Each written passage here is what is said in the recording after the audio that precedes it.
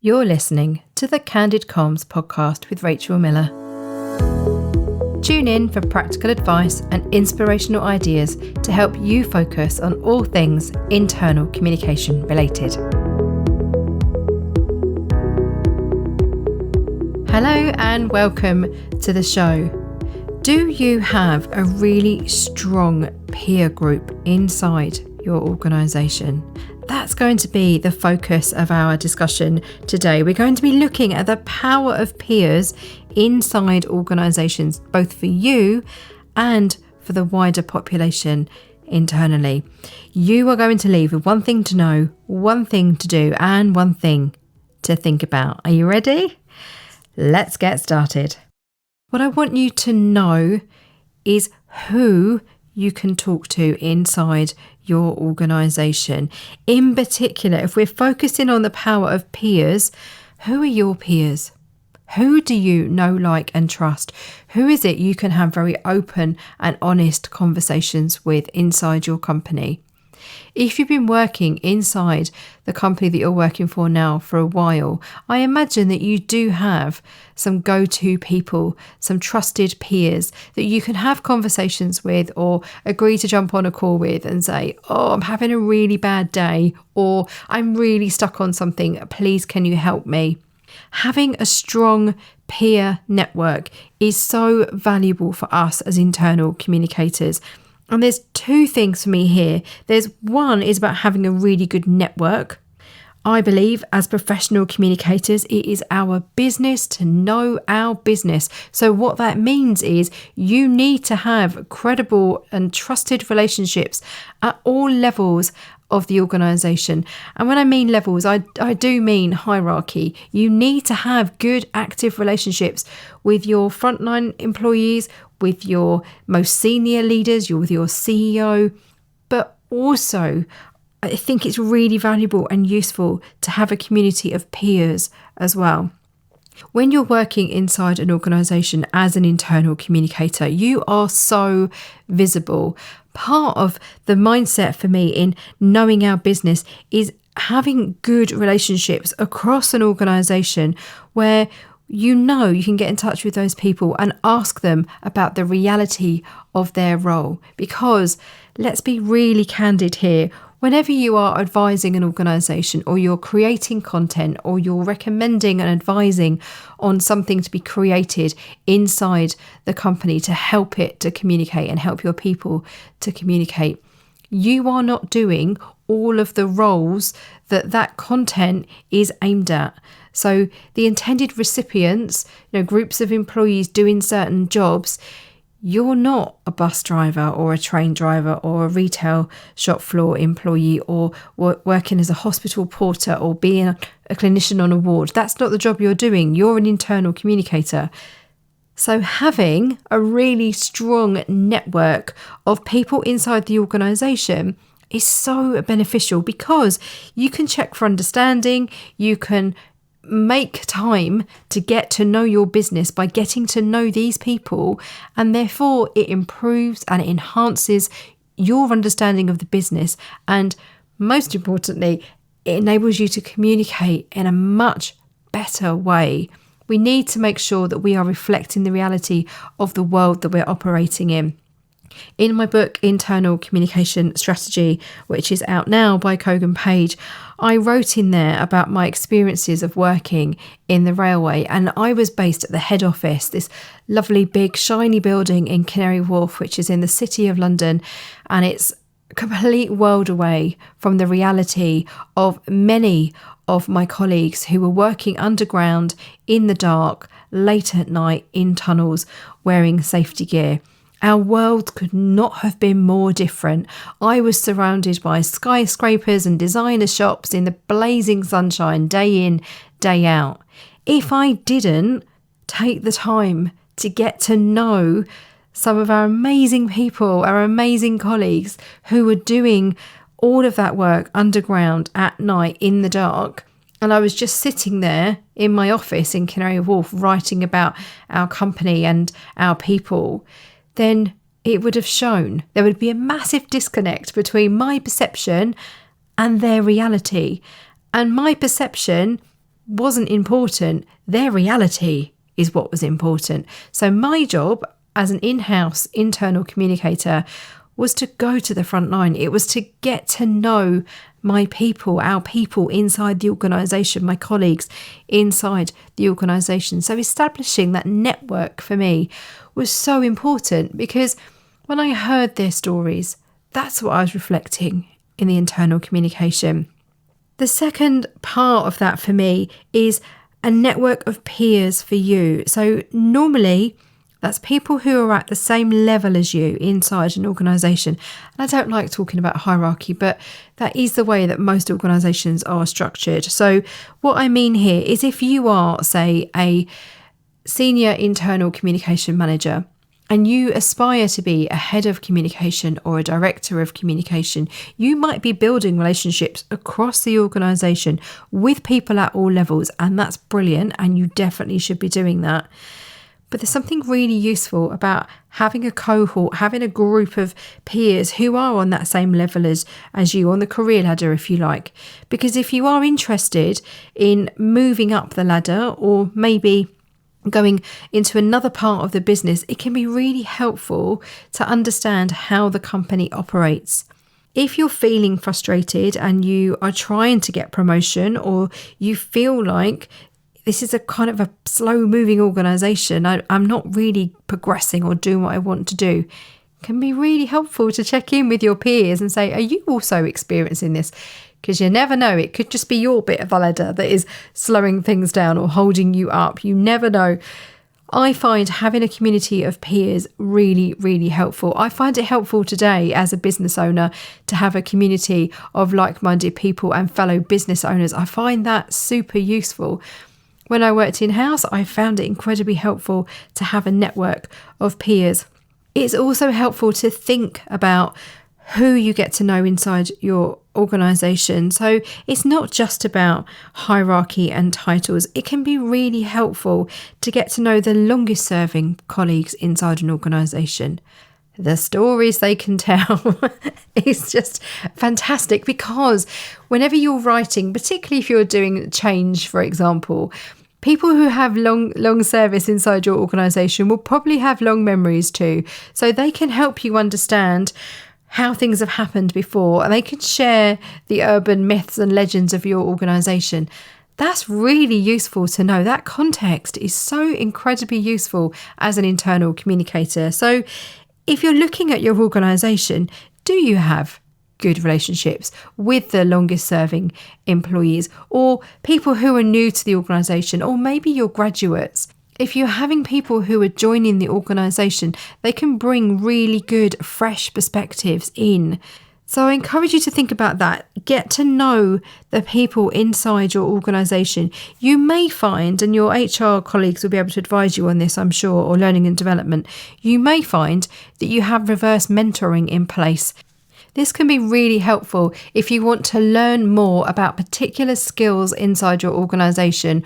Or I had a mentor inside the railway because I wanted to increase my operational knowledge of all the people that I talked about earlier who were doing amazing things in tunnels late at night, underground in London.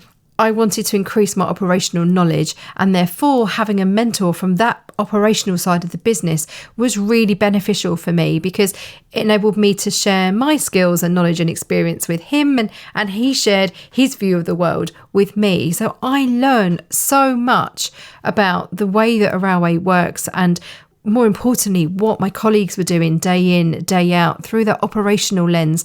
And I know that that improved the work that I was doing and how I was writing and how I was advising the organisation in the way that it communicates. Let's turn to what we need to do. The power of peers inside an organisation from a channels perspective is unparalleled. There is real power in peer-to-peer communication. We know this as internal communicators. We celebrate it, we amplify it, we look for it. From a peer context, what you're looking at is people like you are doing things like this. You're trying to perhaps bring something to life. Maybe you're bringing your vision or your values or your strategy to life as an organisation. There's real power and real interest in amplifying the voices of your people and sharing their stories using really good, robust, strong storytelling. Why? Well, frankly, it's more interesting for your people.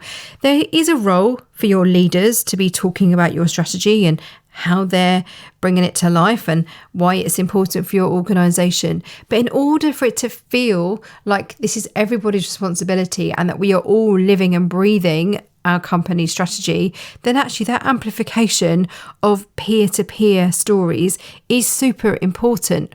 So what you're looking for there is, how can you create a community inside your organisation? How can you make sure that if you're trying to encourage user-generated content, for example, that you're making it really easy for people, where it feels like they are part of a community? It's a sense of belonging inside your organisation, where it's not the organisation communicating at them or to them, but for them and with them, through their peers, through people that they recognise.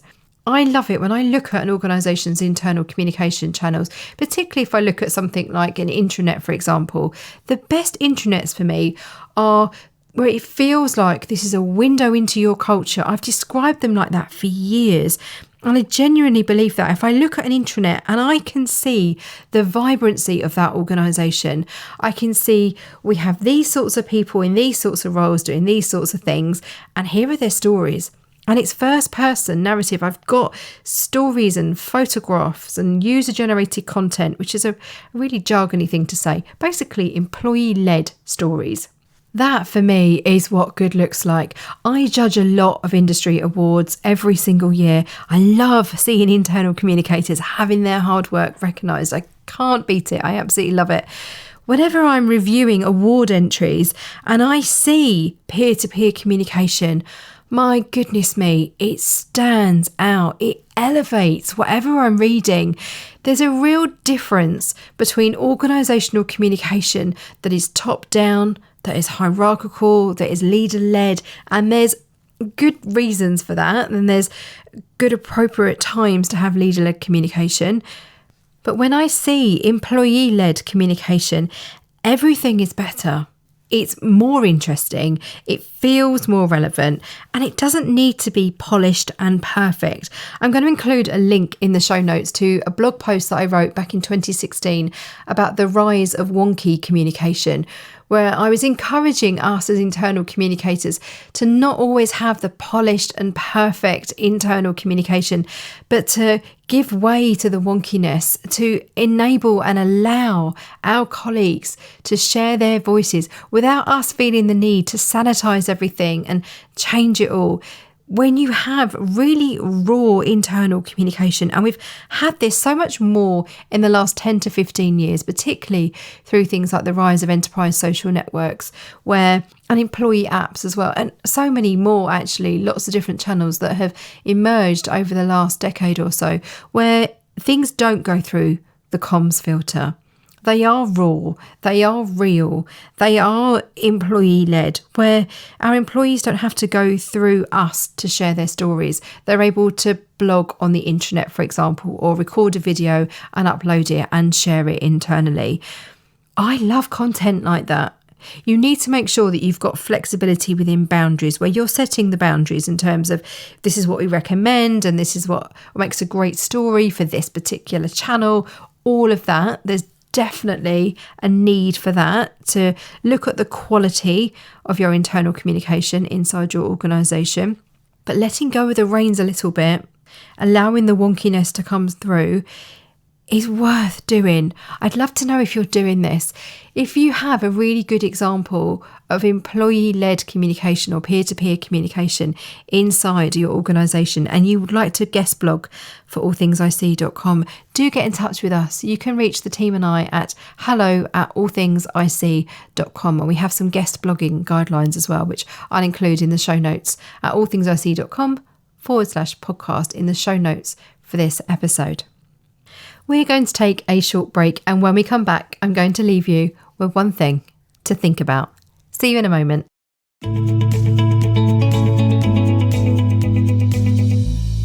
The Candid Comms podcast is brought to you by All Things IC. My brilliant team and I offer consultancy, training and one-to-one support to advise internal communicators so you can thrive in your role. I established the business back in 2013, and over the years we have helped thousands of in-house internal communicators increase your skills, knowledge and confidence. See allthingsic.com to find out more. You'll discover the latest offers and can explore on-demand, in-person and virtual courses. You'll find 1,800 blog posts on all things internal comms related, and it's the way to order a signed copy of my book, Internal Communication Strategy. See allthingsic.com.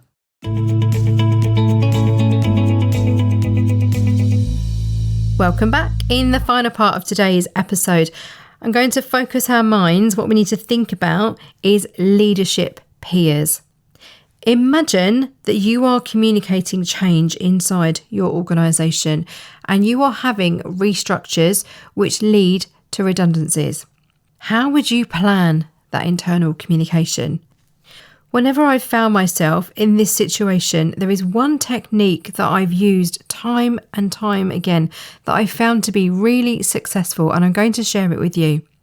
When I'm planning for organisational change that has restructures and redundancies associated with it, I am relying on my people managers to communicate brilliantly inside the organisation. Their role is to help their people understand whether they're impacted, what's going to happen, and they may have to have really difficult conversations with them. They may even be the ones to inform them that their role no longer exists inside the organisation, or they're going to have to reapply for another job. Really difficult and sensitive conversations. I plan my internal communication in a very thoughtful way and mindful of the sensitivities that are happening. Imagine if I didn't train those people managers, if I didn't give them an opportunity to practice having conversations like that. And I relied on them being able to do that brilliantly. I assumed that they knew how to do that. How successful would those conversations be? How would the leaders feel? Those people managers? How would their colleagues feel? The people who are impacted? What could I do differently as an internal communicator? What I have done differently, and I've done throughout my career, is I've created opportunities for peers to learn with each other. So when I've introduced these really difficult conversations, I've made sure that I've built in opportunities for practice. Imagine if you're a people leader and you've never had to have a conversation like that before. The pressure is on. What difference would it make if you are planning change communication and you're able to build in opportunities for your people leaders, your people managers, who are going to be tasked with having very difficult conversations inside the organisation? Imagine if they had a chance to try things out as a peer group, to give advice and guidance to each other, to swap tips on what they find to work really well, and even, and this isn't a kind of cheesy acting scenario, but to run through conversations. I've done that where I've matched leaders up and they've had conversations and they've practiced all the key messages that I've written. They've practiced them. So when they are then in the scenario, in the situation where they are having to have these conversations with their colleagues, with their team members, they've already had an opportunity to process it. They've had an opportunity to test how that feels. There's a real difference between writing those key messages and then having to say them. There's also a difference between writing the key messages and having to hear them as well. So it's critically important that we set those people managers up for success. That's my challenge for you as we close today's conversation together, is consider how you can create peer networks inside the organisation where you can bring people together at appropriate times to help set them up for success. Ideally, you would be supporting these people on a day-to-day basis where maybe you have a central hub for your people managers to help them to communicate. You can't be a brilliant leader without being a brilliant communicator. So perhaps this builds on work that you're already doing. I encourage you to think about that. How can you create opportunities for leadership peers inside your organisation at any level? It isn't just people managers, it's helping groups of people to communicate better inside the organisation. It really comes into its own in situations like organisational change, when you're trying to rely on your people managers to have good quality conversations that are empathetic and they are helping your colleagues to process very difficult news. I'd love to know what you're taking away from this episode. Do get in touch with me. You can find me, Rachel Miller, on LinkedIn. Look me up, Rachel All Things IC, on Instagram. Or why not send me a message via the website, hello@allthingsic.com. And remember, what happens inside is reflected outside. See you again soon.